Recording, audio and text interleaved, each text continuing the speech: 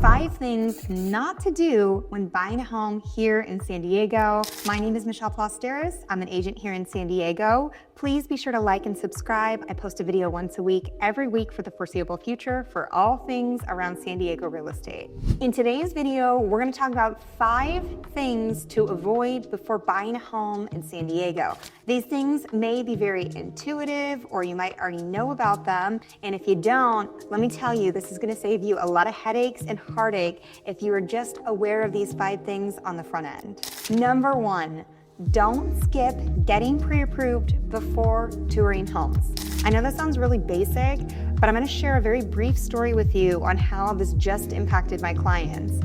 My clients called me and said, Michelle, we are ready to buy a home and we think that we are qualified for up to $800,000. I said, amazing, let's do it. But before we start looking at real estate and before we even sign a BRBC contract, let's have you get in touch with a preferred lender and let's have him basically run the pre-approval and see what you actually qualify for. In that scenario, those clients actually qualified for up to $1.1 million, significantly higher than what they originally anticipated. And within a week, we were in escrow. Now, I can't say that would have been the case had we started pursuing properties without the pre-approval letter, operating under the assumption that they only qualified for up to $800,000. So basically, just by making a simple phone call and doing a little bit of due diligence on the front end, we saved so much time and energy and got them into a great home, by the way, that was above $800,000 within a week. So doing this due diligence on the front end is going to save you so much time and energy. Number 2, it's never advisable to overpay out of excitement. This one is kind of a one-off, and I think it's important to bring up because residential real estate is an emotional transaction.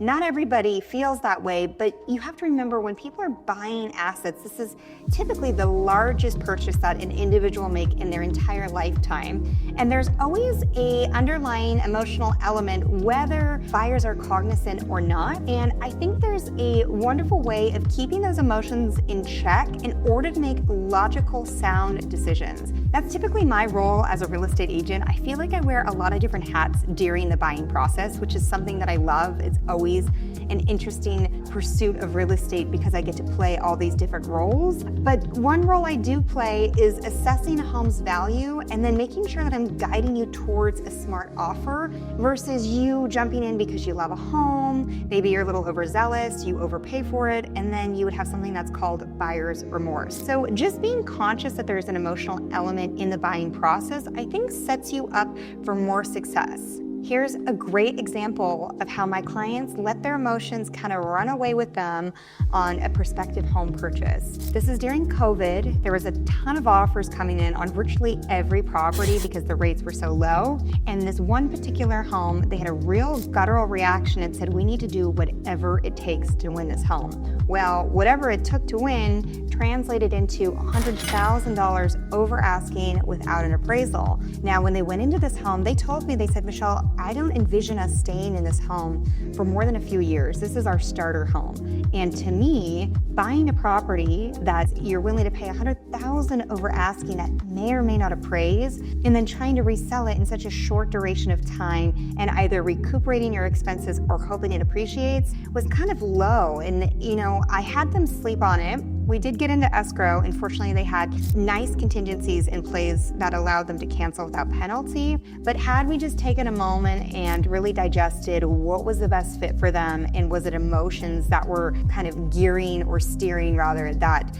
decision, I think we could have avoided being in that scenario altogether. There is a happy ending. They did end up finding a different home that was more affordable for them and also, better aligned with what their initial purchase was supposed to be, which was a starter home that they would eventually resell. Number 3, don't underestimate San Diego traffic. We're not a major city like Los Angeles, for example, but there's a few things I want to point out. If you are looking for a more affordable home with larger square footage, there is a high probability that you're looking a little bit further east in San Diego, which likely could lead to a commute. And there's only a few freeways that run east to west. And there can be a lot of traffic during specific hours. This is kind of a niche example, but anytime I'm driving from downtown San Diego up to North County, As soon as I hit Carlsbad, there is always heavy traffic at 2 p.m., regardless if it's a holiday or a weekend or a weekday. So, something to take into consideration. And before I advise anybody on buying a piece of real estate, I always ask, where do you work? Where do you live? Is this duration of time in the car gonna negatively impact your lifestyle? Number 4, do not overlook HOA rules and regulations. I have so many stories, but the first that comes to mind is I had an owner who had 3 cats, and that's lovely. More animals, the more married to you. However, she wanted to buy a townhome in UTC La Jolla, and before pursuing this townhome, I told her, I said, you know what, we better check the rules and regulations behind what is permitted for the amount and type of animals that you can have. Long and behold, you could only have 2 animals if you were an owner in that property. And for whatever reason, that particular HOA was very strict. So she could have been in a $1 million townhome and inevitably been in violation of the HOA rules and regulations. And that probably would have resulted in, a plethora of fees. I'm pretty sure she wouldn't have given up the cat, but I didn't want to get that phone call in a few months for her finding that information out when we could have done that due diligence on the front end, which fortunately is something that we were able to do. I have another very kind of random story that comes to mind pertaining to HOA rules. I had another client that was pursuing a property in downtown San Diego, and they wanted to pursue this really cool contemporary townhome. Now, the interesting thing is there was only carpet on the bottom floor, and I thought to myself, why has this home been perfectly renovated and new flooring throughout, but the only exception was the bottom floor bedroom? So when we got the HOA docs, when we were in escrow and we started looking at the rules and regulations, we realized that per the Architectural Review Committee, you are not allowed to put anything but carpet on the bottom floor of the primary bedroom. So that could be a make or break for some individuals. Fortunately, my clients were really unfazed by it, but it's just another very niche example of you've got to be cognizant of what a property allows, and so that you're not in violation, and to make sure that your residency and ownership is as smooth as possible and still by being in compliance with the rules and regulations. Number 5, do not ignore future resale value.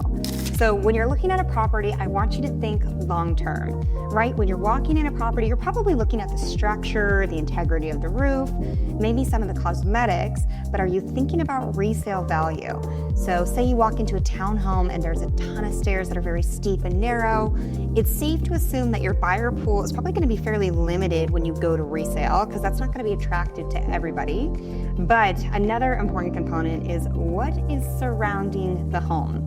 I always tell buyers, and I, employ them to drive the property, look at Google Maps. Google Maps is your best friend when you're trying to see what's in the surrounding area, because things can pop up that are not visible just from a listing. For example, is a home directly under a flight path? Do you have to do something that we call the Point Loma pause, where certain homes are directly under the flight path, and in order to hear somebody just in your living room, you have to pause?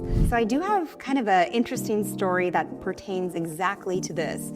So it's full disclosure in the state of California. So when you are looking at a property, and typically before I tour, I look it up on Google Maps so I know exactly where it's located. So on this particular home, I had a lovely couple looking to buy a single family in San Marcos. And on the map, we could tell that there was an outdoor shooting range within close proximity to the backyard. What we didn't know is how close it really was. It was to the point where it felt like somebody was setting fireworks off in the backyard. So, there are some things that are not visible even from Google Maps or what is advertised in the listing via photos. So there's nothing more unsettling than finding out that your windows shake because you are directly under a flight path, or you will never be able to enjoy a quiet meal because your backyard is facing a freeway. So just be aware of what is in the immediate area that could potentially impact the resale value.